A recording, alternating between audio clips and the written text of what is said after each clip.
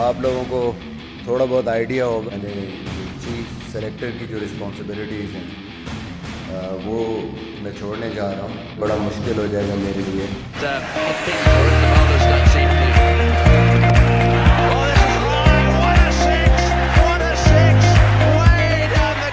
अस्सलाम वालेकुम। आज क्लिनिक में मौजूद है मेरे साथ साद और हम आज बात कर रहे हैं जो पीसीबी ने कल फैसला किया है कि मिसबाह उल हक को अब चीफ सेलेक्टर वाली जो रोल था उनके पास, उन्होंने उस रोल को गिव अप कर दिया। वो सिर्फ हेड कोच रहेंगे टीम के। पिछले सितंबर 2019 के अंदर ये फैसला किया था पीसीबी ने कि मिसबाह को 2 रोल दिए जाएंगे, चीफ सेलेक्टर और हेड कोच के। एक बहुत ही भारी सैलरी जो कि थी 28 से 32 लाख रुपए माहाना, साल के कोई 3 करोड़ 3.5 करोड़ रुपए बनते हैं ये, और 3 साल का कॉन्ट्रैक्ट पीसीबी ने इनको दिया था। तो टोटल 10 करोड़ रुपए से बड़ा पैकेज मिसबाह को मिला था ये 3 साल का। मिसबाह की परफॉर्मेंसेस अच्छी नहीं रही हैं, सब क्रिटिक्स का यही कहना है। कल जो खबर आई है उसके बाद उनसे एक ओहदा ले लिया गया है, अब एक ओहदा उनके पास मौजूद है। साथ कैसे देखते हो उसका कुछ नई डेवलपमेंट सामने आई है मिसबाह से मुताबिक? यार, जैसे आपने कहा कि अगर 3 साल का कॉन्ट्रैक्ट था मिसबाह का, तो फिर मिसबाह क्या पीसीबी को सू नहीं कर सकता? अगर इफ़ इट वाज लीगलाइज्ड तो कैन मिसबाह सू पीसीबी? ये क्वेश्चन है। मतलब मैं कोई वो नहीं कह रहा, लेकिन आई think he has the right. अगर कॉन्ट्रैक्ट था, जो ऑफिशियल वर्ड है ना मिसबाह की प्रेस कॉन्फ्रेंस के अंदर, वो कल वर्ड ये था मिसबाह का कि मुझे ये फील हुआ कि मैं ये 2 रोल एक साथ नहीं कर सकता, और फिर मैंने पीसीबी के सामने रिक्वेस्ट दी कि भाई मुझे आप एक रोल से मैं मतलब रिज़ाइन करता हूँ। तो मिसबाह ने खुद उस ओहदे को पीसीबी को वापस किया है, बजाय से कि पीसीबी उनसे वापस ले। तो मिसबाह क्या बच्चे थे? मिसबाह को पहले नहीं पता था कि एक साथ 3 काम करना कितना मुश्किल होता है? शायद आप भी डॉक्टर हो, हम भी डॉक्टर, आपको पता है कि हमारी प्रैक्टिस करना है, प्रैक्टिस के साथ पे घर आके अगर आप पढ़ना होता है या फैमिली को देखना होता है, या अगर हमें क्लिनिक चलानी होती है अपनी प्राइवेटली, तो कितना मुश्किल होता है एक साथ 2-3 काम करना। तो क्या पीसीबी को ये अंदाज़ा नहीं था कि यार कि मिसबाह ये 3 चीज़ें कोई भी इंसान नहीं संभाल सकता, इतने बड़े बड़े जॉब्स? क्या मिसबाह को अंदाज़ा नहीं था? बहरहाल चलें, आप बात करें इसमें कि किस तहत हटाया है। ये भी बहाने होते हैं, लेकिन चले आप बात करें किस तहत हटाया है इनको।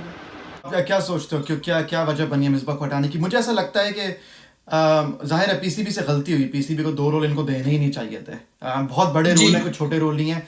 आर्ग्यूमेंट इसमें यह था, और जो कि लॉजिकल आर्ग्यूमेंट है, मेरा भी आर्ग्यूमेंट यही था कि जो कोच की जॉब है वो है जो पाकिस्तानी टीम के 15-20 लड़के होते हैं उनके साथ कोचिंग करना, उनको इम्प्रूव करना, उनको टिप्स और ट्रिक्स देना।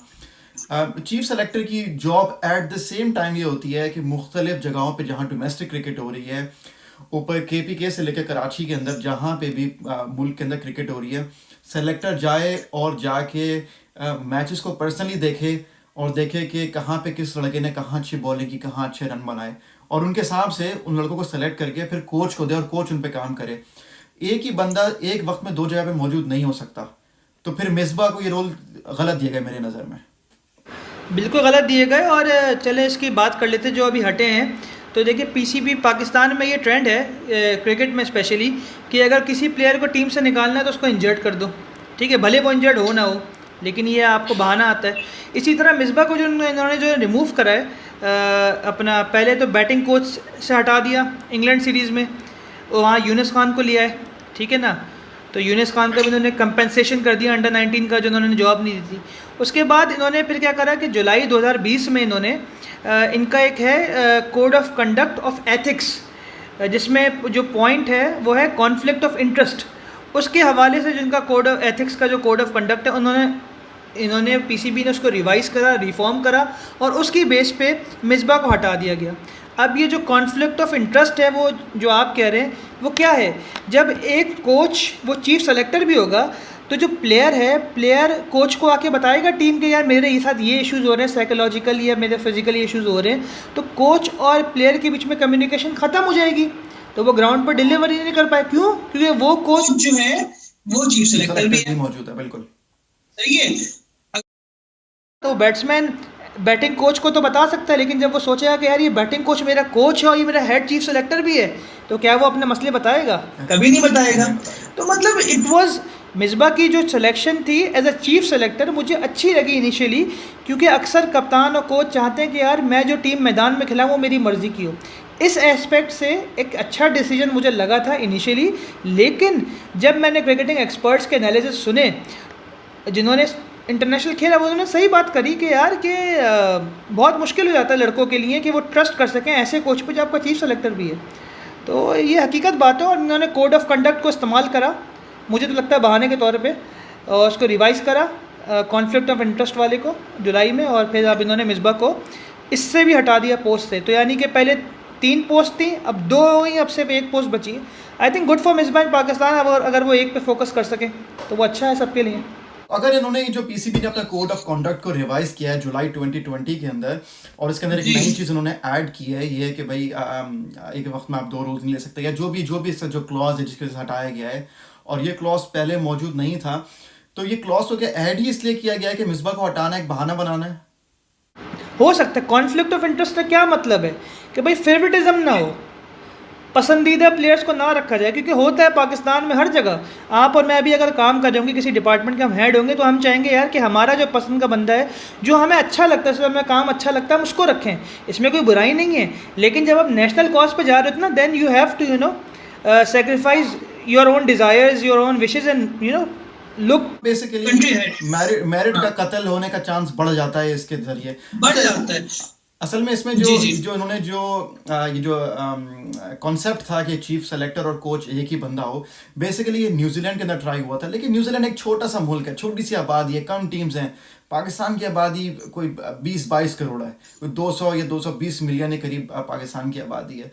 इतने बड़े मुल्क के अंदर जो जिसका रकबा इतना ज़्यादा हो, इतना वाइड मुल्क हो, आई थिंक कोई भी बंदा स्ट्रगल करेगा। ये 2 नौकरियां, एक बंदे को एक नौकरी भी स्ट्रगल करेगा, एक नौकरी करना भी मुश्किल काम है, उनको 2 नौकरियां दे दी। सही बात है, सही बात है। और आपने जो मैं आपको सॉरी काट रहा हूँ, आपने जो बात की कि भाई कि चीफ सेलेक्टर का काम जो है वो डोमेस्टिक के जाके मैचेस देख रहे हैं और फिर वहाँ से प्लेयर छान के नेशनल एकेडमी में लेकर आना है, तो क्योंकि आप ये देखें ना कि मिसबा ने 3 जॉब भी ली, उनकी जो एनुअल जो इनकी जो शायद माहाना पे थी वो 28 से 32 लाख के करीब थी पाकिस्तानी रुपए, और मिसबा की वजह से एक एक्स्ट्रा बंदा पीसीबी को हायर करना पड़ा, जो था नदीम खान, जो मोइन खान साहब के भाई हैं, पाकिस्तान के फॉर्मर टेस्ट क्रिकेटर भी रह चुके हैं। नदीम खान साहब को इतना कोऑर्डिनेटर सिलेक्शन कमेटी बनाया। अब जो काम मिसबा का था वो नदीम खान साहब कर रहे थे कि वो मिसबा की जगह सारी ये डोमेस्टिक मैचेस में जाके देखा करते थे, सारी ये करा करते थे ये, और वो आके फिर मिसबा को रिपोर्ट करते थे। तो भाई तो फिर मिसबा के होने का फ़ायदा, आपने जो इतनी बड़ी कमेटी बनाई हुई है सिलेक्शन कमेटी, इसमें 6-6, 7-7, 8-8 मेंबर रखे हुए, उनका फ़ायदा आप जो है आवाम के टैक्स के पैसों पे, और आप जो है मतलब अगर पीसीबी अपने उससे भी कमा रहे रेवेन्यूज़, तो आप पैसे ज़ाया कर रहे हो अपने। यही अगर यूनिस खान को बोलता है कि अंडर 19 का यार मैं 17 लाख रुपए लूँगा, तो आप 12 लाख पर अटक जाते हो, तो आप 5 लाख रुपए के लिए एक बंदा जो सिंसियर है आपके मुल्क से बहुत ज़्यादा, मैं ये नहीं कह रहा मिसबा सिंसियर नहीं है, लेकिन उनकी डिसीजन मेकिंग मुझे कभी समझ में नहीं आई है। तो एक बंदा जो अपने डिसीजन मेकिंग में अपने करेक्टर में बहुत अफर्मेटिव है, आप उसको 5 लाख रुपये के लिए हटा देते हो, और एक बंदे को एक अजीब से 3 रोल दे देते हो, उसके चक्कर में एक और एक्स्ट्रा बंदा रख ले, तो मतलब ये कहाँ की साइंस है, ये कहाँ इलॉजिकल, मतलब इरेशनल ये जो है ना डिसीजन मेकिंग है, जिसको पीसीबी कवर कर रहा है स्लोली ग्रेजुअली। और आई होप कि इन द फ्यूचर जो है ये सही तरीके से चले, और अच्छी एडमिनिस्ट्रेशन कर रहे हैं, पीसीबी इंप्रूव कर रहा है day by day. I guess इसमें इंपॉर्टेंट बात है कि पीसीबी ने रियलाइज़ किया कि उनसे गलती हुई है, मतलब गलती सबसे होती है, पीसीबी ने रियलाइज़ किया, उस गलती को ठीक करने की कोशिश की जा रही है। अब मिसबा का रिकॉर्ड भी कोई खास नहीं रहा है एज अ कोच और as a chief selector. Well, chief selector arguable है, लेकिन एज अ कोच पाकिस्तान की जो रैंकिंग्स थी तीनों फॉर्मेट के अंदर, T20 में नंबर 1 टीम थे, अब नहीं है, और बाकी जो टेस्ट और वनडे है उसमें भी हमारा रैंक वक्त के साथ ख़राब हुआ है। तो आई थिंक इसमें कोई दो राय नहीं है कि मिसबा के आने के बाद से हमारी टीम नीचे गई है, ऊपर नहीं गई, जो कि अफसोस की बात है। अब यह कि अब मिसबा का जो एक रोल है वो चला गया है। अच्छा, अगर आप जहाँ तक देखते हो, अगर मिसबा को एक रोल रखना था, चीफ सेलेक्टर या कोच, आपकी नज़र में कौन सा रोल उनको रखना चाहिए था? उन्होंने जो है वो कोच का रोल अपने पास रखा है और चीफ सेलेक्टर वाला वापस कर दिया। यार ऑनेस्टली मिसबा को मेरे लिहाज से नेशनल लेवल पे मुझे कोई भी रोल देना अच्छा नहीं लगेगा क्योंकि नहीं, उसकी वजह है, देखिए मिसबा की एडमिनिस्ट्रेटिव क्वालिटी बहुत अच्छी है, लेकिन administrative quality I think he is much more required at the grass root level. ठीक है, ग्रास रूट लेवल पे क्लब क्रिकेट हो गया, ठीक है, ये और ये स्कूल क्रिकेट हो गया, जो उस लेवल पे आई थिंक मिसबा का बहुत अच्छा है। क्योंकि मिसबा हमें इस वक्त जो है ना वो ऐसा कोच चाहिए जो हमें लड़ना सिखाए। मिसबा ख़ुद इतने परेशान हो जाते हैं ड्रेसिंग रूम में बैठे बैठे सर पकड़ लेते हैं, वो क्या प्लेयर्स को लड़वाएंगे? हाँ नहीं खैर छोड़े, वो क्या प्लेयर्स को लड़वाएंगे? तो अल्लाह करे उनकी एडमिनिस्ट्रेशन मुझे एज अ कोच भी अच्छी लगती है कि वो एक उनका प्रॉपर मेथड है कि यंगस्टर्स को लेके आना है और बेंच स्ट्रॉन्ग करनी है, लेकिन वो जिस तरह घबरा जाते हैं ना, और वो किसी भी इंसान या किसी भी टीम का मोराल बहुत डाउन कर देती है। यही मिसबा अगर बोले नहीं जाओ गलती करो कोई मसला नहीं है, कोई बात नहीं है, खेलो खुल के खिला, तो ये बेहतरीन सिर्फ एटीट्यूड का फ़र्क है इनका, वरना मिसबा टॉप क्लास प्लेयर है आपका, वर्ल्ड का रिनाउंड प्लेयर है, बहुत इज्जत है पाकिस्तान के बाहर मिसबा की, पाकिस्तान में भी है, लेकिन वो अपने एटीट्यूड जो डिफेंसिव एटीट्यूड है घबराने वाला, उसकी वजह से पीछे रह जाते हैं वो, वरना मिसबा में क्या कमी है? तो इसीलिए मुझे मिसबा के इस एटीट्यूड को देखते हुए और उनकी एडमिनिस्ट्रेटिव स्किल्स को देखते हुए मुझे लगता है कि I think he would be much better off at the grass root level, club level, जहाँ अपने जो स्ट्रक्चर रिफॉर्म्स है ना, वहाँ मिसबा को आप बहुत अच्छी तरीके से इस्तेमाल कर सकते हैं, क्योंकि मिसबा की वहाँ मुझे देखें एक दो इंटरव्यू, मिसबा की वहाँ पे अच्छी सोच है, वहाँ पे एक्सपीरियंस भी अच्छा है मिसबा का। आपकी बात सही है, मैं एग्री करूँगा कि आपको एक ऐसा चीफ सेलेक्टर चाहिए जो यूथ को चांस दे। जितने भी नए लड़के आ रहे हैं, हम कवर करेंगे T20 कप को दोबारा, तो हम उसमें जो अच्छी परफॉर्मेंसेस को हाईलाइट करेंगे। उन लड़कों को मौका मिलना चाहिए जो डोमेस्टिक, क्योंकि डोमेस्टिक टूर्नामेंट है, तो डोमेस्टिक T20 में जो परफॉर्म कर रहा है नेशनल T20 में उसको मौका मिलना चाहिए। But at the same time जो आप 15 या 20 लड़कों को आपको स्क्वाड बना के चीफ सेलेक्टर देगा, कोच का फिर काम यह है कि उनमें से 11 जो एग्रेसिव प्लेयर्स हैं या जो स्टेबल एक टीम बन सकती है, हम 11 के थ्रू वो टीम बनाई जाए, तो वहाँ पे भी मिसबा डंडी मार सकते हैं। मिसाल के तौर पे T20 के अंदर वो शोएब मलिक को ले जाएं और अब्दुल्ला शफीक को ना लेके जाएं, इस तरह का वो कुछ कर सकते हैं। तो अभी भी उनके पास बहुत पावर है और आई होप कि वो उसको अच्छे से इस्तेमाल करें। जहाँ तक बात है नेक्स्ट चीफ सेलेक्टर की, तो इनिशियली बात कुछ ऐसी लग रही थी, पिछले कुछ 2-3 हफ्ते पहले तक ऐसा लग रहा था शोएब अख्तर को कोई रोल मिलने वाला है। शोएब अख्तर जो है वो टीवी पे बैठ के बड़ी गर्मा गर्म बातें कर रहे थे। उन्होंने यहाँ तक बोला, वहीद खान जो सीनियर जर्नलिस्ट है उनसे इंटरव्यू करते हुए, कि मेरी पीसीबी से बात हुई है, मुझे कोई ओहदा ऑफर हुआ है और डिस्कशन चल रहा है। फिर लगता है वहाँ पे दाल नहीं गल सकी शोएब अख्तर की, शायद वो जितने इख्तियारात चाह रहे थे पीसीबी उनको इतने इख्तियारात देने पे खुश नहीं था। अब जो अगला नाम जो सामने आ रहा है वो है मोहम्मद अकरम, जो कि पाकिस्तान के मीडियम फास्ट बॉलर थे, थोड़ी बहुत बैटिंग भी कर लेते थे, बैटिंग के अंदर इतने नंबर्स अच्छे नहीं, लेकिन लग ये रहा है कि मोहम्मद अकरम एक येस मैन टाइप का चीफ सेलेक्टर होंगे। यार मोहम्मद अकरम का असल में सिलेक्शन अब देखना पड़ेगा किस तरह है, येस मैन तो नहीं है थोड़े, लेकिन ये है कि उनका PSL में भी प्लस पाकिस्तान की बॉलिंग कोच के तौर पे भी वो सर्व कर चुके हैं, फिर PSL में भी वो मेंटोर एज कोच होते हैं शायद पेशावर ज़ल्मी के यहाँ। तो आई थिंक उनका होने का बेनिफिट ये है कि वो जो आपके यूथ जो करंट प्लेयर्स हैं, जितने भी आपके डोमेस्टिक सर्किट में जो करंट प्लेयर्स हैं वो उनके साथ राब्ते में होंगे, क्योंकि इमर्जिंग प्लेयर्स भी आते हैं PSL में, तो उनका ये फ़ायदा है कि ही वुड नो कि यार कौन सा प्लेयर कहाँ खेल रहा है और मैंने किसको खिलाना है। ठीक है, जैसे मिसबा था, मिसबा को क्योंकि वो इंटरनेशनल टूर्स पर होते थे, उनको खबर ही नहीं थी कि यहाँ क्या हो रहा है।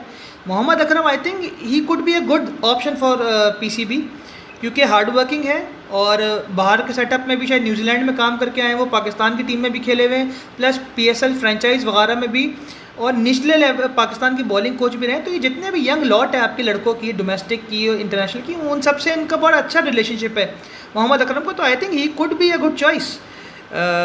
To be honest, Mohammad Akram हो सकता है बहुत अच्छा डिलीवर करें, मुझे लगता है। हाँ बिल्कुल, आई गेस कि वक्त ही बताया कि मोहम्मद अकरम कैसा परफॉर्म कर दिखाते हैं। ज़ालमी के साथ वो रहे हैं शुरू से, ज़ालमी ने PSL भी जीता है, तो ज़ाहिर उनका कंट्रीब्यूशन इसके अंदर जो है पैरामाउंट है, ज़्यादा है। बहरहाल दुआ करते हैं कि जो भी कोच आए, अगर मोहम्मद अकरम नहीं आते, जो भी चीफ सेलेक्टर आए, अगर मोहम्मद अकरम नहीं आते तो वो अग्रेसिव माइंडसेट के साथ जाए, यंगस्टर्स को मौका दे, और जो एजिंग स्क्वाड के मेंबर्स हैं आई गेस उनको खुदाफिज कहने का टाइम आ गया है। हाँ खुदाफिज तो चले, अगर परफॉर्म जैसे हफीज़ परफॉर्म कर रहे हैं अभी नेशनल T20 में, तो सेलेक्ट आप उनको स्मार्टली सेलेक्टिवली यूज़ करें, तो वो उसमें कोई बुराई नहीं है, रखें आप उनको।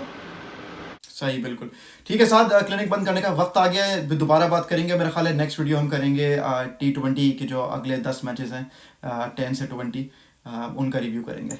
क्रिकेट का सफर जारी रहेगा।